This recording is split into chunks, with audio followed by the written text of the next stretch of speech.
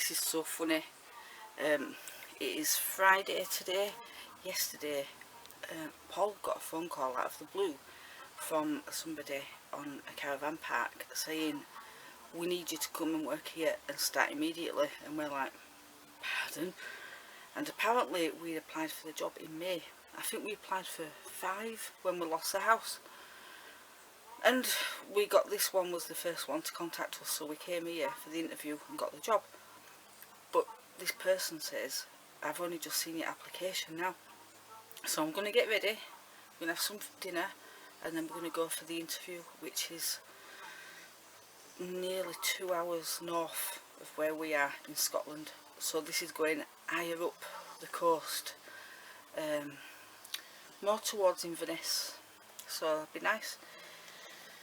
However, I'm feeling mixed feelings about this because this job here is only till September and it's only one job that's we're sharing, but they're so good to us and it's so lovely here, and I've got a beautiful caravan on a beautiful park. So what to do? So what we've decided is just go for the interview and see how it goes. The other job is full-time all year round, and it's full-time each, and you get a lodge and you can take the dogs. So don't know anything about the job other than I think it's for wardens, but don't know. So let's go and do the road trip and find out what is in store for us, because we have no idea what this job is. Oh, I've had my shower.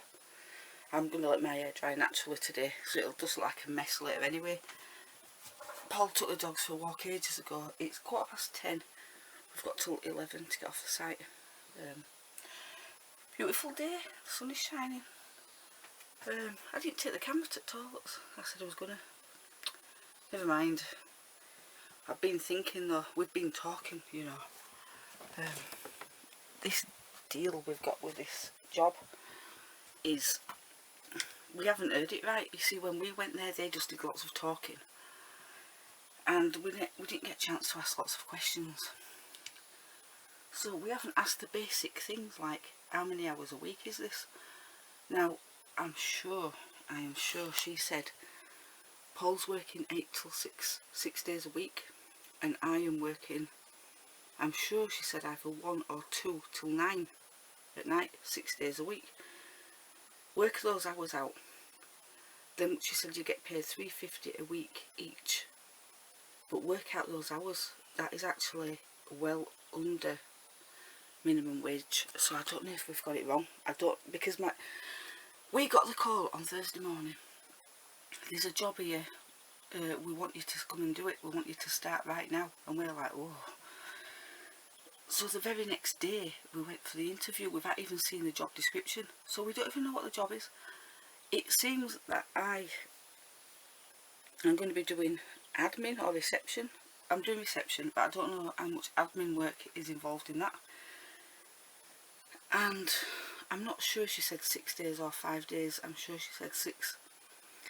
This needs to be clarified, but we're actually starting tomorrow and we're moving in today.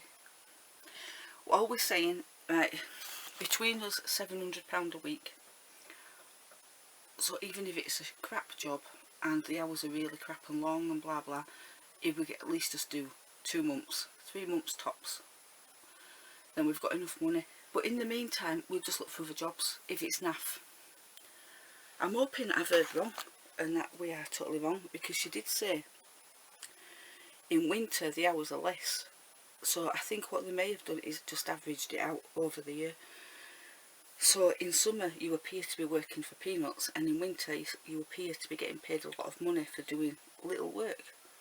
So if that's the case, then it's fine, it's fair, because then it's like a proper salary, because that's what salaries are like, because they're just paid monthly regardless of how much hours you put in. So is this the case? I mean, I do remember them saying it's not a prison camp and we're not having anybody exhausted and like wiped out. So it's quite relaxed. So hopefully we've just got it wrong a bit, but until we start the job we don't know. But I was just thinking to myself now, because I've got the caravan, I feel secure, because I've got somewhere to live no matter. So if we get a job now and get fired or we hate it, it doesn't matter anymore because we've got somewhere to live. So what we've got to do is get to a point where we've got enough money behind us so that we've got a backup plan. So, but ideally, if you don't like a job, look for another one straight away and just move straight to another one. Don't go living in the sticks without a job, because then your money that you do save has gone 2 minutes.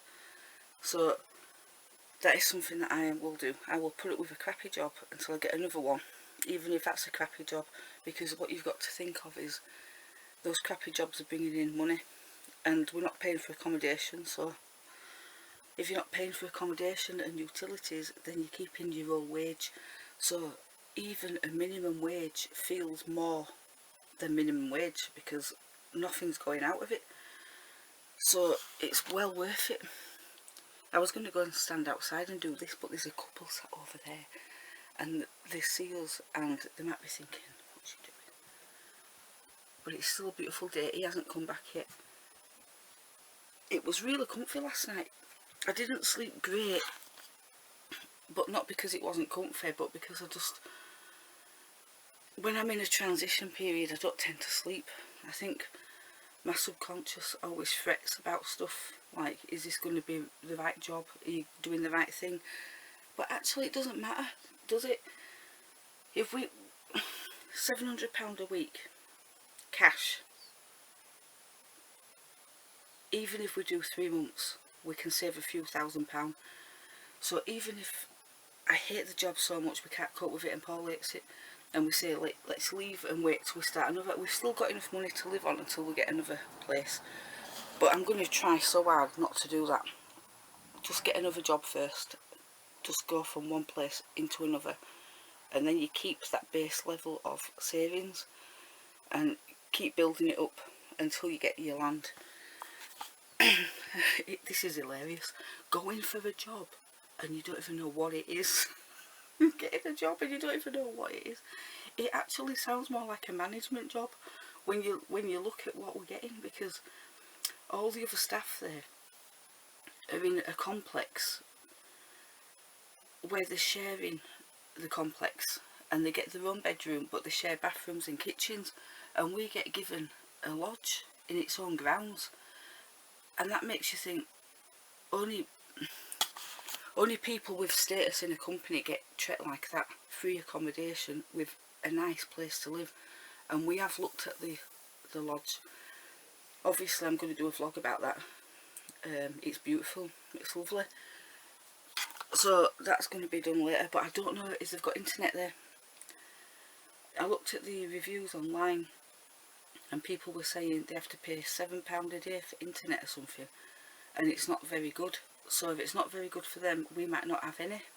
So I may not be able to upload videos for a while. I don't know. Maybe it's good for us, I don't know. We didn't ask. We didn't ask all the questions. We just went, yeah, we'll take the job because it's all year round and it's guaranteed money, even if it's crap. So just look at it like that. Even if you don't enjoy it, it's only not enjoying something for a short time, and then when you get enough money, another job lined up, you just go. So no longer am I feeling trapped in the rat race, because how many people are doing jobs they hate and they can't just leave them because there isn't other jobs around in their town, and they're tied to a house with all the trappings and a family and things like that, and they can't just get up and leave the job because there is no more. But the great thing about the tourist industry is this many of them, and if you're prepared to have grueling times as well as good times, and you're prepared to put up with that, then you can save a lot of money doing this kind of work. So hotel living jobs, it's notoriously hard work. But just stopped for a wee for the doggies. Look at caravan on the way. Look at it, we've had to throw everything in. Dear me, and it hasn't finished yet, so work in progress, but we got moved before got a chance to finish, so we'll get finished on the other site that we're moving to, babies, because we're moving today, aren't we? Less than 24 hours notice. We're right by a lock. Don't know if you can see it, and I don't know which lock that is. But we've stopped for 2 minutes. It's a beautiful day.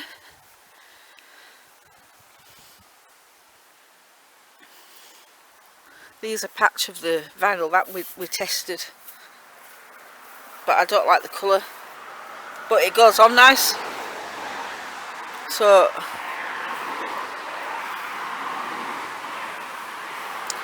yep. That's going to pull out to bed. Got to try and sleep in here tonight of all crap. But because we're moving, we've got everything here. And I mean everything. All our stuff. So it's really hard. Because if you're just going on a holiday, you'd only take stuff you needed. But we've got us all entire life in here. When you look at it in that way, it doesn't look like we've got anything. But if you look at it in another way, we've got too much. So, on our way to find a campsite. Unbelievable. The sat-nav sent us down this tiny little road here. And it's come to a dead end and we've been told to get off. The next turning we're supposed to be on. So we are stuck. So it's going to be fun and games trying to move the car and the caravan. Managed to turn it round. For God's sake. Look at that tiny bridge. We couldn't have gone over that anyway. Now we've got to go back up the road and try and find this silly path. Mortified.